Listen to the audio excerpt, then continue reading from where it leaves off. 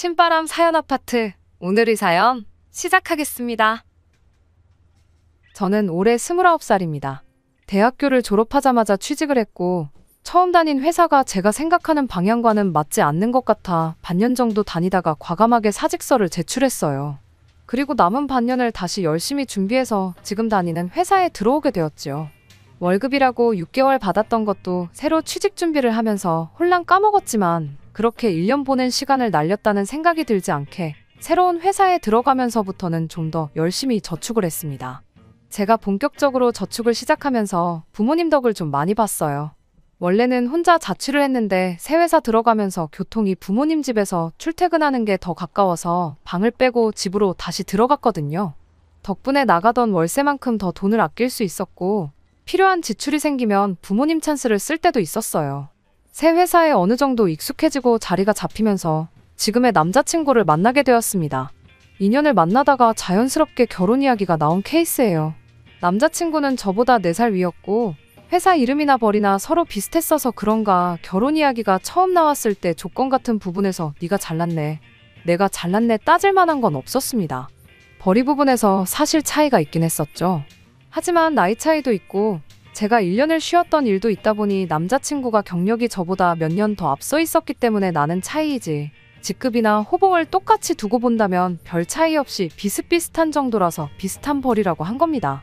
당장만 두고 보면 남자친구가 저보다 달에 30만 원 정도 더 벌긴 했어요. 아무튼 결혼 이야기가 나오면서 나눈 이야기 중에 가장 먼저 나온 건 반반 결혼에 대한 이야기였습니다. 남자친구가 저에게 먼저 말을 했고 딱 더도 말고 덜도 말고 자기가 모아놓은 만큼만 가져와서 반반 결혼을 하자고 했어요. 자기가 20대에 결혼했으면 부모님한테 어느 정도 지원을 기대했겠지만 이제 나이도 나이인데 부모님 손 벌릴 때는 지난 것 같다고 하더군요.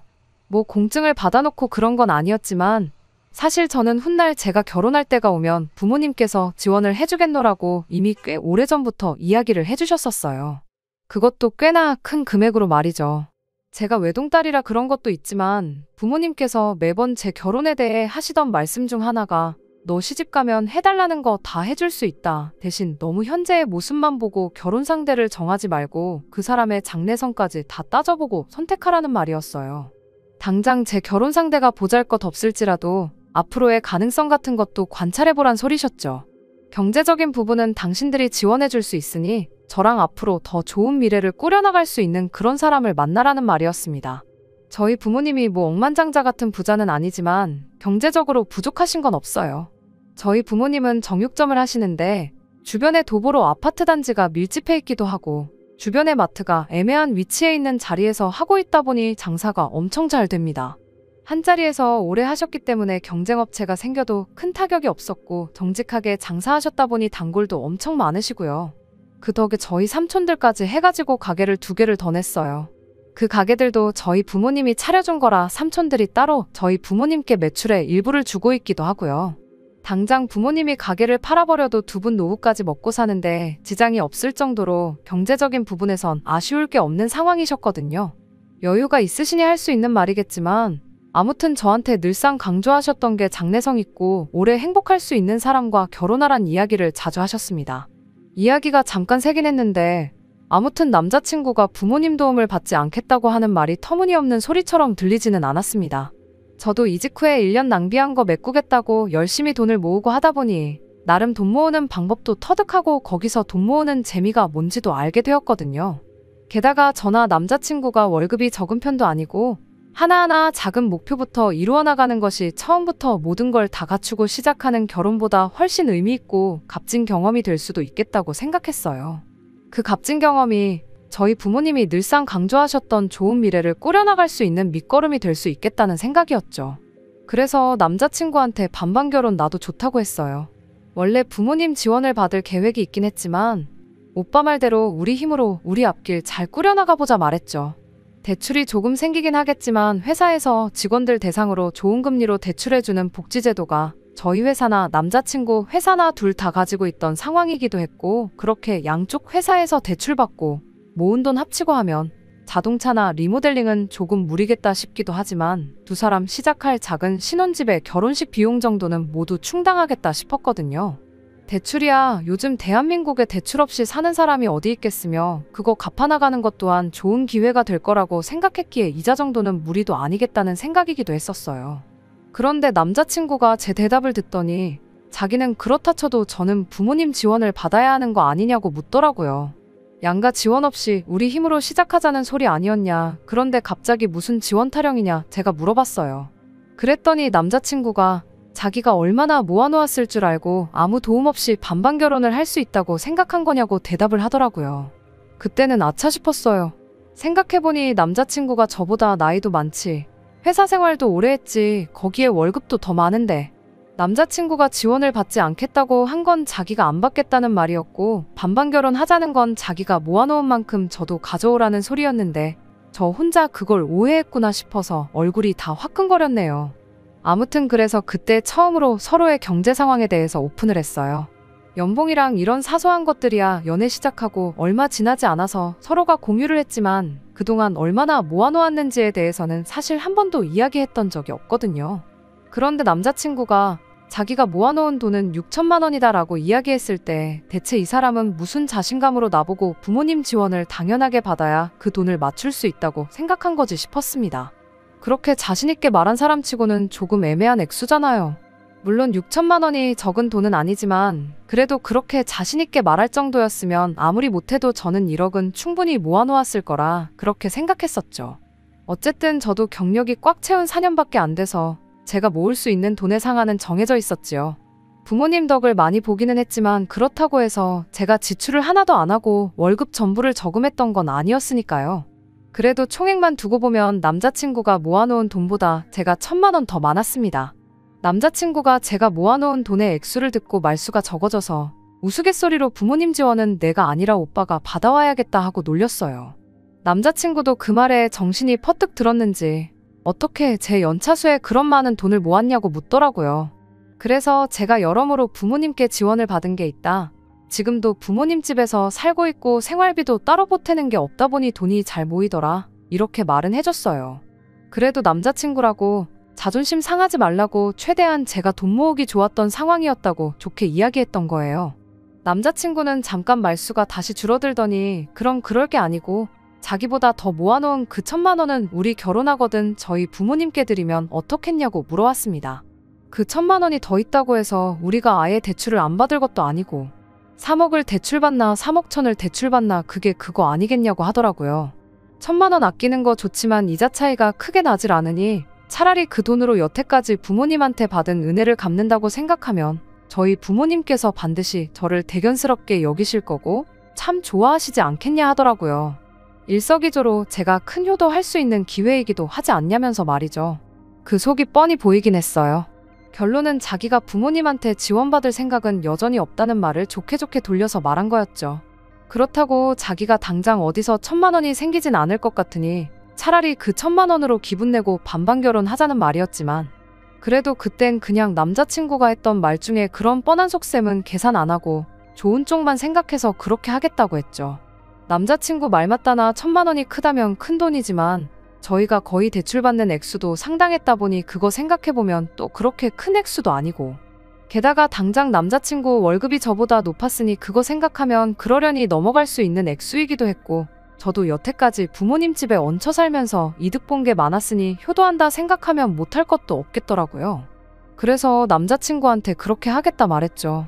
그때는 뭐 조목조목 따져가며 하나하나 다 짚고 넘어갈 그런 생각도 하지 않았습니다. 어쨌든 저도 2년 연애하면서 이 사람의 좋은 점도 많이 봤고 어느 정도 확신이 있었으니 결혼까지 결심했는데 돈 1,000만 원 때문에 파혼하는 것도 웃기겠다는 생각이었어요.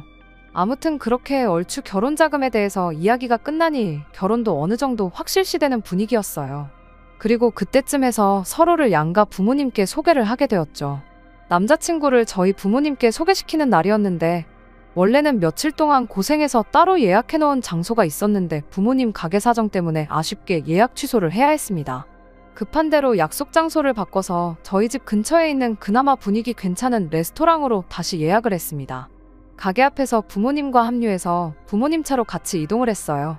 그때 남자친구가 저희 집이 정육점을 한다는 사실을 처음 알았어요.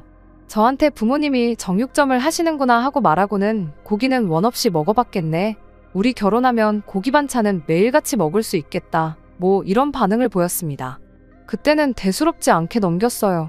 사실 별로 따지고 들만한 발언은 하나도 없었고 말이죠. 아무튼 부모님께서는 남자친구를 어느 정도 마음에 들어 하셨습니다.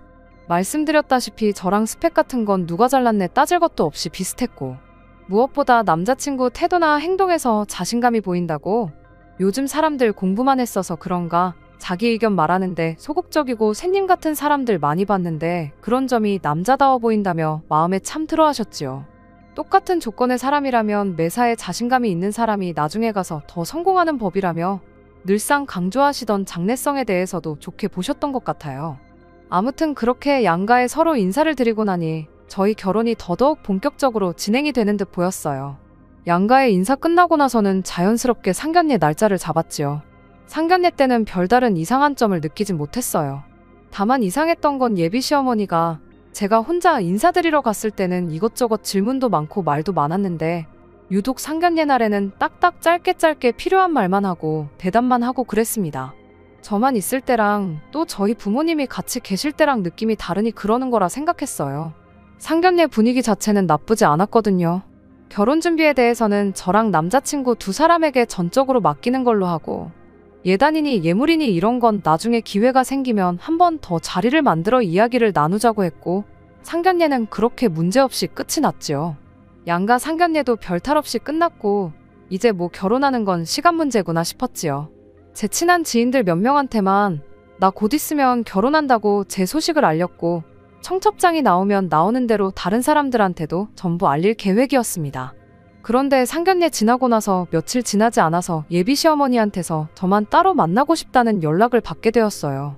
제 번호는 처음 인사드린 날 알려드리긴 했지만 그 이후로 저한테 연락 한 번 없었고, 결혼 준비는 상견례 때 저희한테 전적으로 맡긴다고 하셨는데 무슨 할 이야기가 있어서 찾으시나 싶었습니다. 따로 이야기하기로 했던 예단 이야기를 하려고 그러나 싶기도 해서 정말 아무 생각 없이 부르는 장소로 나갔어요. 예상한 대로 남자친구는 없었고 예비 시어머니 혼자 나와 있었어요. 무슨 일로 부르셨나 했는데 할 얘기가 있다고 불러놓고선 정작 본론은 이야기 안 하고 날씨가 어떠니 그런 영양가 없는 이야기만 주고받고 있었어요. 자리가 끝날 때까지 별다른 말은 없었죠. 그냥 예비 며느리 보고 싶어서 부르셨나 보다 하고, 식사라고 해봐야 3만 원도 안 나왔어서 제가 계산하겠다 했어요. 그리고 가방에서 지갑을 꺼냈는데 그때 예비 시어머니가 역시 하면서 한숨을 푹 내쉬더라고요. 그러더니 자기가 할 말이 있어서 불렀는데 안 할라다가 해야겠다며 자리를 좀 옮기자고 하더라고요. 그래서 근처에 있는 카페로 갔습니다. 카페에 가서 자리를 앉으니 예비 시어머니가 너를 보니 걱정이다 하면서 한숨을 또 내쉬더라고요. 당최 난데없이 한숨을 푹푹 내쉬면서 걱정이라고 하니 내가 무슨 실수라도 했었나 싶더라고요.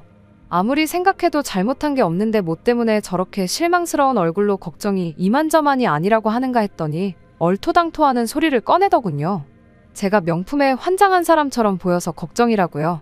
뜬금없이 무슨 말을 하시는 거냐 했더니 제 지갑이 명품이지 않느냐고 하는 거예요.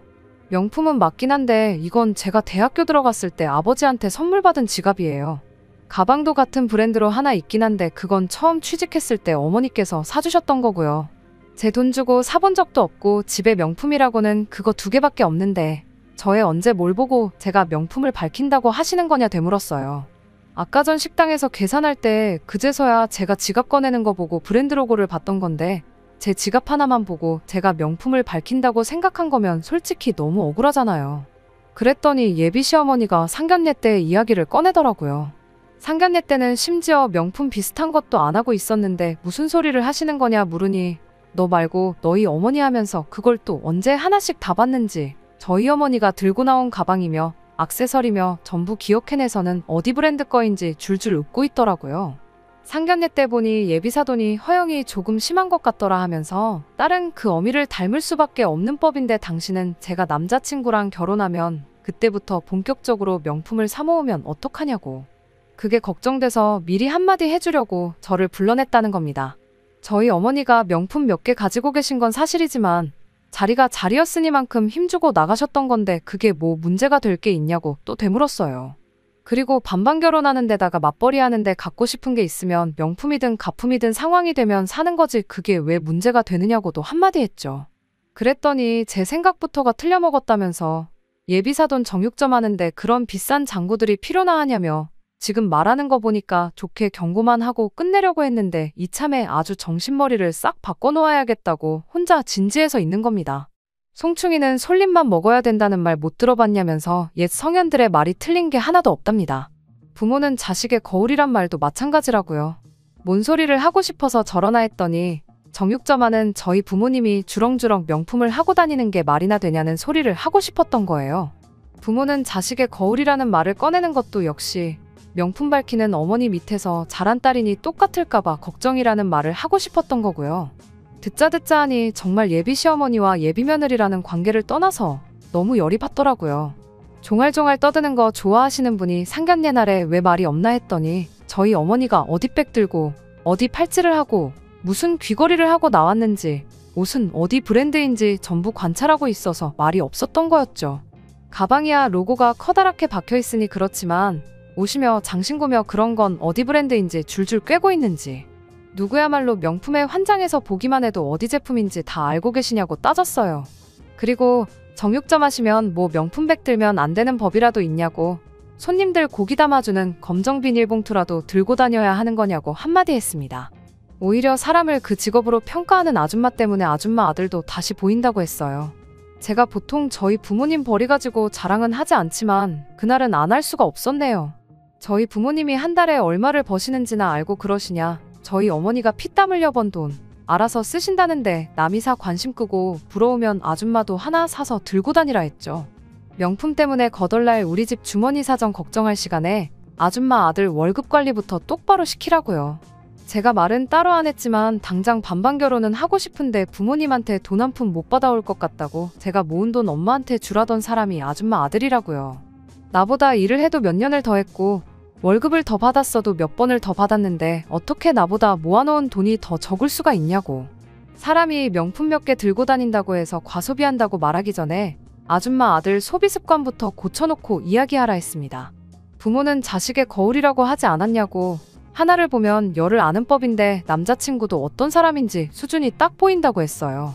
그런 사람하고 결혼하기에는 내가 너무 아까운 것 같다고 결혼은 오늘일 때문에 없던 걸로 하는 게 맞는 것 같다고 말하고 자리에서 일어났습니다. 남자친구한테 파혼통보는 제가 직접 할 테니 걱정 마시라고 말하고 돌아왔어요. 제가 보통은 어른한테 이렇게 따따따 쏘아붙이질 못하는데 저희 부모님 욕을 먼저 해주시니 입에 따발총을 물었던 것처럼 이 말 저 말 다 나오더라고요. 집에 돌아와서 연락하는 시간도 아까워서 돌아가는 길에 문자로 남자친구한테 오늘부로 파혼이라고 연락했어요. 갑자기 왜 그러냐고 묻길래 예비 시어머니한테 했던 말 그대로 내가 너한테 너무 아깝고 우리 집이 너네 집하고 사돈 맺기엔 너무 과분하다고 한마디 해줬네요. 그날 저녁에 집에서 뭐 자초지종을 듣기라도 했는지 남자친구가 저희 부모님 가게까지 찾아와서 저랑 이야기 좀 하고 싶다고 빌고 있었어요. 저희 집이 어딘지 모르니 한번 와봤던 부모님 가게까지 찾아온 거예요. 부모님 가게까지 한달음에 달려가서 남자친구한테는 내 마음 바뀔 일 없으니까 설득할 생각은 하지 말라고 했어요. 한 번만 더 가게로 찾아오면 영업방해로 신고하겠다 엄포도 놓았고요. 파혼하기로 한 경위에 대해서는 부모님 모르게 하고 싶었는데 결국 부모님한테도 다 이야기할 수밖에 없었네요. 부모님은 당신들 직업 때문에 제가 파혼하게 될 줄 몰랐다고 하면서 자책을 하셨는데 그렇지 않다고 파혼하게 된 건 남자친구 어머니 때문이지 부모님 직업 때문이 아니니 그렇게 생각하지 마시라 했습니다. 그리고 오히려 이렇게 일찍 예비시 가족들의 쓰레기 같은 본성을 알게 된 게 천만 다행 아니겠냐고 했어요. 모르고 결혼했었으면 평생 이혼했다는 꼬리표 달고 살 뻔했는데 파혼으로 끝났지 않냐고요. 청첩장도 안 나왔고 제 지인 몇 명만 알고 있던 사실인데 이쪽이 100배 1000배 낫잖아요. 다 끝난 마당에 악담까지 하긴 싫지만 행복을 빌어주고 싶지는 않네요. 계속 그렇게 열등감 속에 살면서 아들 창창한 앞길 망쳐놓은 후회 속에 살았으면 좋겠네요. 끝까지 들어주셔서 감사합니다. 오늘의 사연은 여기까지입니다. 구독과 좋아요, 알람 설정 부탁드리고 더 좋은 사연으로 다시 찾아뵙겠습니다. 감사합니다. 감사합니다. 감사합니다.